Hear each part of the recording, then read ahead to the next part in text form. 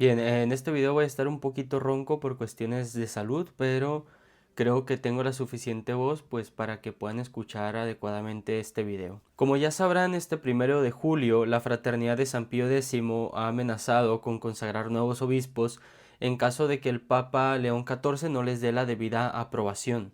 Esto a pesar de que la Santa Sede ha dicho que al hacer esto los obispos mismos y aquellos que consagren incurrirán en una excomunión automática. El Código de Derecho Canónico de 1983, que fue con el que se juzgó a Marcel Lefebvre en 1988, dice lo siguiente sobre este tipo de acciones. El obispo que confiere la consagración episcopal sin mandato pontificio y también el que la recibe de él incurren en excomunión latae sententiae reservada a la sede apostólica. Ante esta sentencia canónica tan explícita, uno se pregunta por qué personas como Marcel Lefebvre, que tenían una gran capacidad intelectual, o incluso canónigos actuales que están a favor de la fraternidad de San Pío X, no se conmueven ante estas palabras. La razón es que la fraternidad de San Pío X fundamenta sus posturas en dos argumentos importantes. Uno de ellos es el famoso estado de necesidad y el segundo es en base a la virtud de la epikeia, o se puede traducir como equidad. Según la fraternidad hay casos en los que una determinada ley podría pasarse por alto. Por ejemplo, si mi esposa está a punto de dar a luz o si mi hijo se golpeó gravemente la cabeza, yo estoy legitimado a subirme a mi auto y pasarme señalamientos de tránsito o incluso semáforos en rojo, y nadie podría imputarme alguna culpa por esto, ya que de fondo existe una causa de grave necesidad que me obliga a saltarme estas leyes. En estos ejemplos ciertamente existe desobediencia. Sin embargo, nadie podría imputarme por mis acciones con una multa o metiéndome a la cárcel, ya que existe una causa justa de fondo por la que yo desobedecí tales leyes. Entonces, en ese sentido, uno no debería juzgarme con rigidez por saltarme las leyes de tránsito, sino que deberían juzgarme según la epiqueia, es decir, de manera equitativa. Según Aristóteles, la equidad es un tipo de justicia, aunque es un tipo raro de justicia. La justicia implica dar a cada uno según lo que corresponde, pero la equidad implica que si determinada acción no está cubierta por la ley o por un principio universal, a dicha persona no debería juzgársele bajo esta ley o principio universal, lo que implicaría omitir su falta. Aristóteles lo explica de la siguiente manera: lo equitativo entonces es justo y mejor que lo justo en cierto sentido, no mejor que lo absolutamente justo, sino mejor que aquello que falla por falta de cualificación. Y la esencia de lo equitativo es que constituye una enmienda a la ley en aquellos puntos donde falla por la generalidad de su lenguaje, como la regla de plomo empleada en el estilo lésbico de albañilería.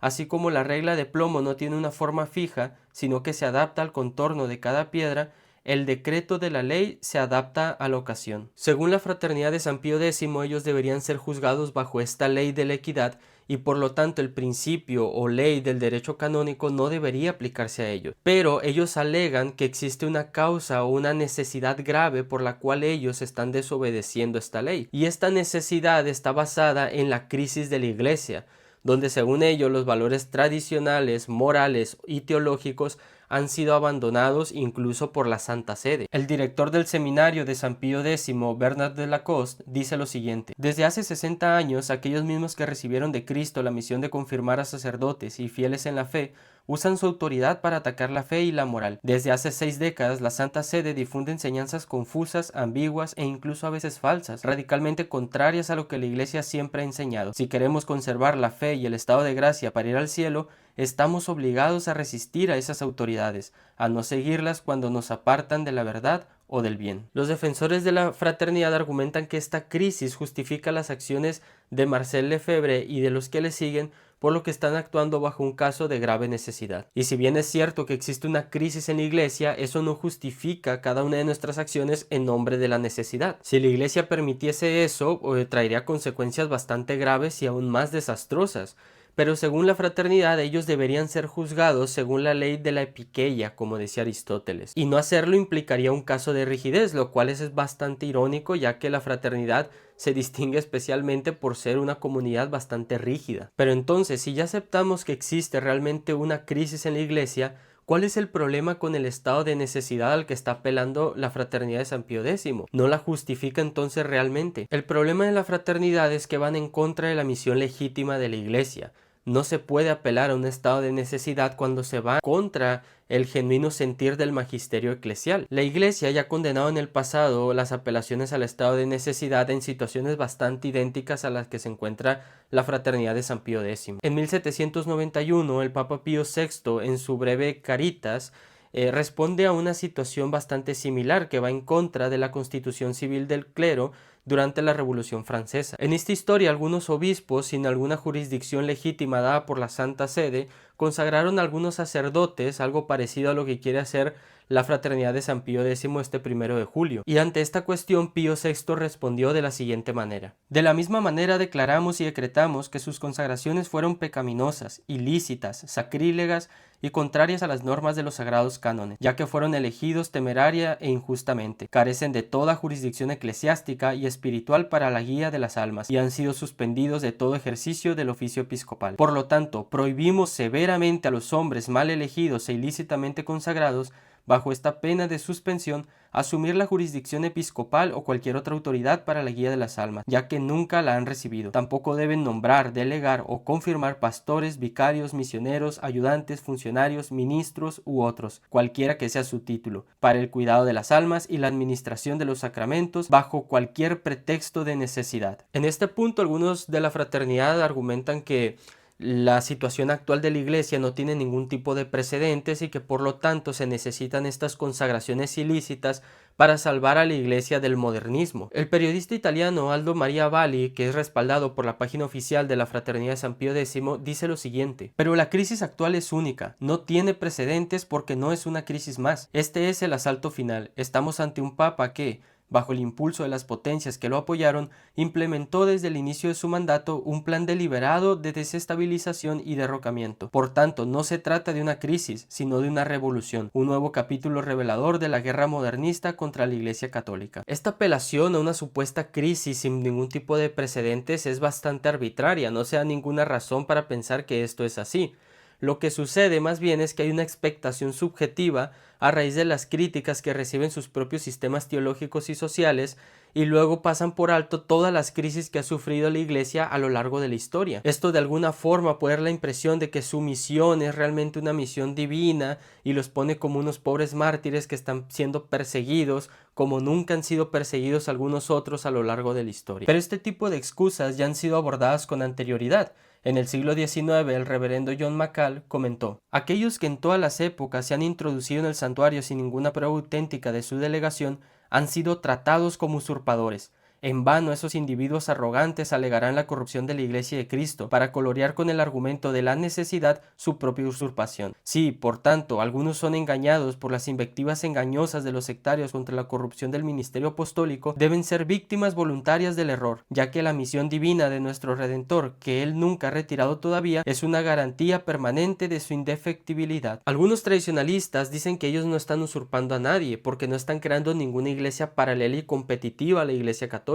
De hecho, algunos como Bernard de Lacoste dicen que están sufriendo dentro de la Iglesia, muy a pesar de las penas automáticas que les caen por consagrar ilícitamente obispos. Ellos piensan que siguen en comunión plena con Roma a pesar de lo que diga la Santa Sede al respecto. Podríamos enfrascarnos en discutir cuestiones canónicas y sutilezas bastante complejas. Sin embargo, vayamos al meollo del asunto, que es una cuestión teológica y muy fundamental. Las afirmaciones de la Fraternidad de San Pío X ponen en riesgo la indefectibilidad de la Iglesia, ya que aunque la indefectibilidad y la infalibilidad fueron un carisma para toda la Iglesia, se les dio principalmente al apóstol Pedro como cabeza de la Iglesia y también al colegio apostólico.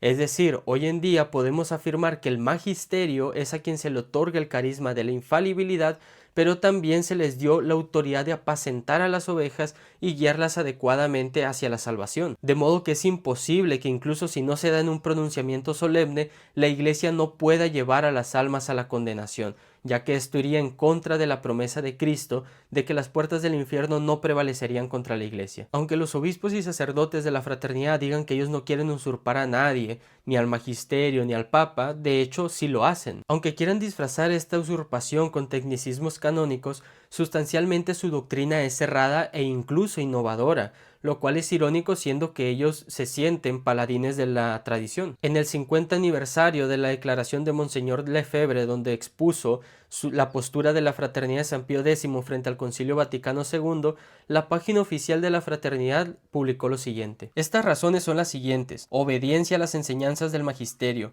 rechazo de los errores contrarios a estas enseñanzas, tal como surgieron en el Concilio Vaticano II y posteriormente, resistencia a los actos de los representantes de la autoridad en la Iglesia, cuando estos últimos imponen estos errores. ¿Pero de qué magisterio están hablando? Ciertamente no al magisterio de hoy. Ellos continúan. El hecho probado es que una tendencia neomodernista y neoprotestante se ha manifestado claramente. Sí, claramente. La oposición entre la enseñanza del Concilio Vaticano II y las enseñanzas del magisterio anterior es clara. Lo más preocupante de todo esto es que Lefebvre supone que hay una especie de perspicuidad al estilo protestante aplicada al magisterio. Para él, el Concilio Vaticano II no es ambiguo, más bien él señala que hay una clara oposición entre el Concilio Vaticano II y el magisterio de 19 siglos anteriores. Más adelante admite que el magisterio en materia de fe y moral debe ser una regla universal para todo teólogo. Ante el inevitable fracaso de sus conjeturas, redefine lo que es el magisterio y relega la presencia del mismo a un supuesto eco ininterrumpido del pasado hacia el presente, sin la necesidad del magisterio encabezado por el Papa. Y en tiempos normales es la proposición actual, en la medida en que esta proposición permanece en perfecta homogeneidad con la proposición hecha hasta ahora por el magisterio a lo largo del pasado. De ese modo, el magisterio podría describirse como un eco ininterrumpido. Se dice que es vivo en contraste con la revelación, de la que se dice que está terminada o cerrada, y el magisterio es vivo tomado como tal, es decir, no como el magisterio actual del Papa de la época presente, sino como siendo lo que es desde el tiempo de los apóstoles hasta el fin del mundo. Este magisterio vivo es la regla de la verdad en materia de fe y de moral. Lo es en su predicación actual, en la medida en que es el eco inalterado de todas las predicaciones pasadas. Pero esto no es más que un subterfugio para esconder lo evidente. Hay una usurpación del ministerio papal y del magisterio de la Iglesia. La fraternidad cree ingenuamente que un simple eco del pasado es suficiente para que las personas se percaten de la clara traición que el magisterio actual ha hecho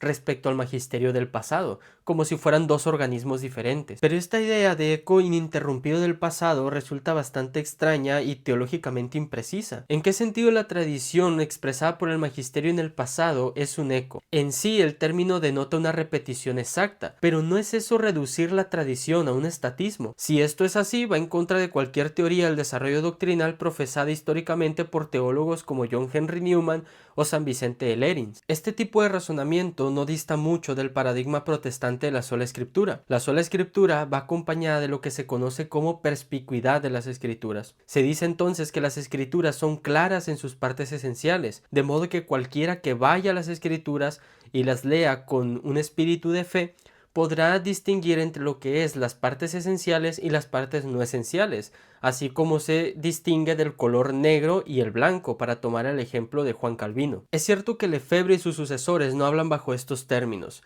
pero también es verdad que al hablar de un eco ininterrumpido de la tradición expresada en el magisterio anterior, están asumiendo que los documentos pontificios y magisteriales del pasado no necesitan interpretación alguna, ya que al contrastarlos con el Vaticano II, uno percibirá claramente que hay una discontinuidad al respecto. Esto es bastante irónico, ya que la propia fraternidad ha multiplicado sus estudios respecto a estas supuestas discontinuidades entre el Vaticano II y el magisterio anterior, y las supuestas contradicciones que existen en los pontificados posteriores al Vaticano II. La fraternidad está usurpando el lugar del magisterio cuando anteponen sus propias interpretaciones del magisterio del pasado por encima del magisterio actual. Es decir, el magisterio ya no es su propio intérprete, sino que necesita un agente externo no autorizado para dar una interpretación vinculante de aquello que se dijo. Esta perspectiva frustra cruelmente el desarrollo del magisterio como organismo, ya que no puede interpretarse a sí mismo, sino que necesita una autoridad elevada sobre sí. Esto también lo percibió el cardenal Joseph Ratzinger cuando era prefecto para la Congregación de la Doctrina de la Fe en una carta dirigida a Marcel Lefebvre en el año 1983. Habla usted de afirmaciones o expresiones del concilio que son contrarias al magisterio oficial de la Iglesia. Además, usted enumera 3 textos conciliares incompatibles, a su modo de ver, con el magisterio del pasado, añadiendo incluso etcétera. No puede afirmar la incompatibilidad de los textos conciliares, que son textos magisteriales, con el magisterio pasado y la tradición. Le es posible decir que personalmente no ve esta compatibilidad y en consecuencia puede pedir a la Sede Apostólica explicaciones, pero si afirma la imposibilidad de tales explicaciones, se opone profundamente a la estructura fundamental de la fe católica. Solo es auténtica y tiene autoridad la interpretación del magisterio, que es el intérprete de sus propios textos, ya que los textos conciliares no son los escritos de tal o cual experto, son documentos del magisterio. Cuando Jesús fundó su iglesia, lo hizo sobre Pedro y a él le dio autoridad, pero posteriormente concedió esta autoridad también a los otros apóstoles. Cuando la Iglesia quería definir interpretaciones vinculantes, lo hizo a través de concilios ecuménicos aprobados por el Papa,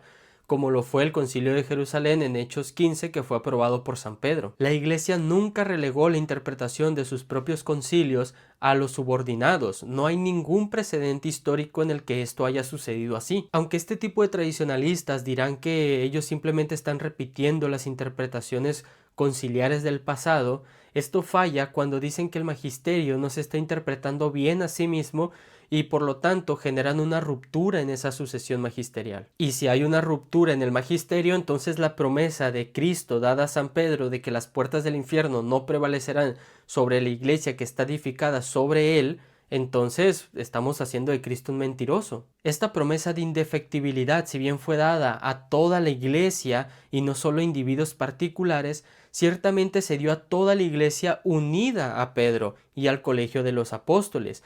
Este es el paradigma católico de autoridad y no otro. El Papa Pablo VI, en una carta dirigida a Marcel Lefebvre en el año 1976, escribió: "Este es el asunto esencial. Cristo le ha dado la suprema autoridad de su iglesia a Pedro y al colegio apostólico, esto es, al Papa y al colegio de obispos, una quum capite. Por su naturaleza, el encargo de enseñar y gobernar no puede ser ejercitado excepto en comunión jerárquica con la cabeza del colegio y con sus miembros. A fortiori, un solo obispo sin misión canónica no tiene in actu expeditu ad agendum la facultad de decidir en general lo que es regla de fe o de determinar lo que es tradición. Básicamente, quien hace esto último está usurpando un lugar que no le corresponde. Algunos tradicionalistas apelan a Gálatas 1:8, donde se dice que si a nosotros o un ángel del cielo les predicar un evangelio diferente al que se les ha enseñado, sea anatema.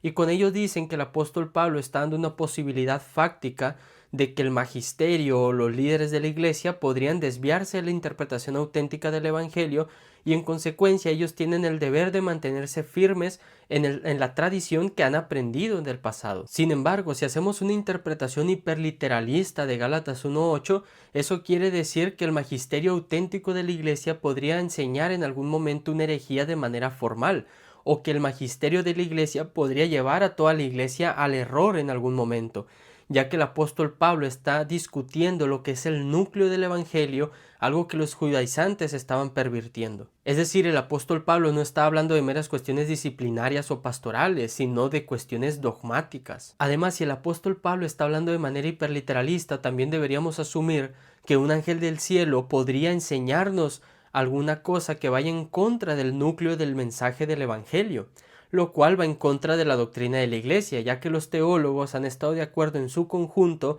en que los ángeles del cielo no pueden pecar o son inmutables respecto al pecado en virtud de la gracia de Dios. El catecismo de la Iglesia Católica dice: en tanto que criaturas puramente espirituales tienen inteligencia y voluntad, son criaturas personales e inmortales, superan en perfección a todas las criaturas visibles.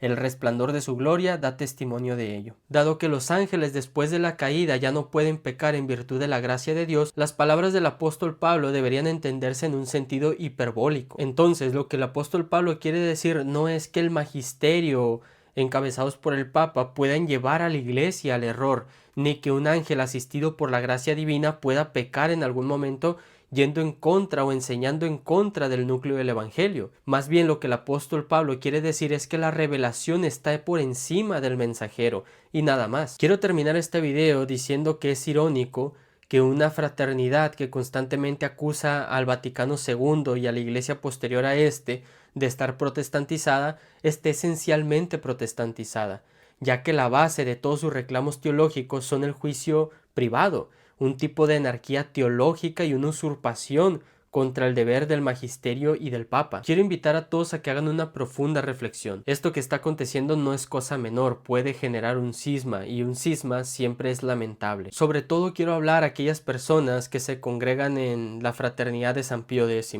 Sé que tienen una profunda necesidad de resolver la crisis eclesial.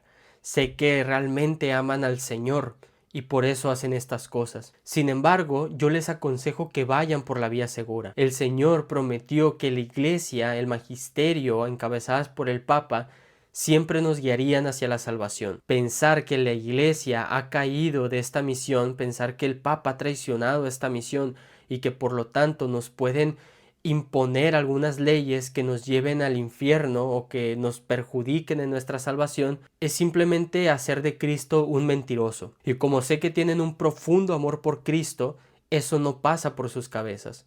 Por lo tanto, les invito a reflexionar en oración, a estudiar, por supuesto, y a ser críticos con sus creencias, porque de otra forma difícilmente podrán tener un encuentro con la verdad.